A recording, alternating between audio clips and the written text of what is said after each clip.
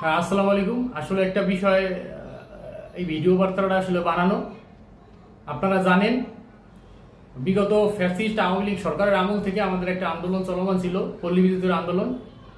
বিভিন্ন উত্থান পতনে আমরা এই পল্লী বিদ্যুৎ সিস্টেমকে সংস্কার করার জন্য এই আন্দোলন শুরু করেছিলাম। বিগত আওয়ামী লীগের আমলে আমাদের উপর দমন নিপীড়ন চালানো হয়েছে, তারপর আমরা আন্দোলন থামাই নেই। এই সরকারের প্রতি আমাদের আস্থা এবং আশা ছিল যে সরকার এটা সংস্কার করবে।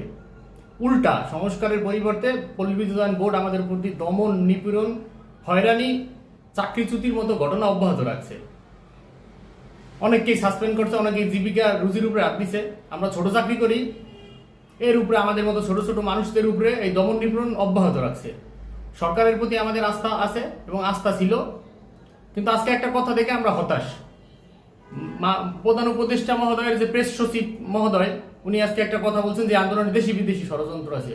ওনার এই কথা ঘৃণা করে প্রত্যাখ্যান করলাম, আমি একদম প্রত্যাখ্যান করলাম। কিসের দেশি বিদেশি ষড়যন্ত্র আছে?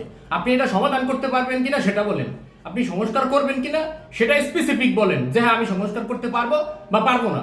আপনাদের তো ক্ষমতায় রাখা হচ্ছে সংস্কার করার জন্য, আপনি সংস্কারে তো আপনার অনীহা কেন? আপনি বলতে পারেন যে আপনাদের এই সংস্কারে অনীহা কেন? আপনাদের কাছে কি মাছ ভাত চাইছে কেউ? আপনি এটা সংস্কারে তো অনীহা করেন কা? দেশি বিদেশি ষড়যন্ত্র মানে কি? আমরা দেশের মানুষ না, দেশের সন্তান না? আপনি দেশি বিদেশি ষড়যন্ত্র আগে খোঁজেন, আগে সংস্কার করেন, তারপর দেশি বিদেশি ষড়যন্ত্র আপনি খুঁজছেন।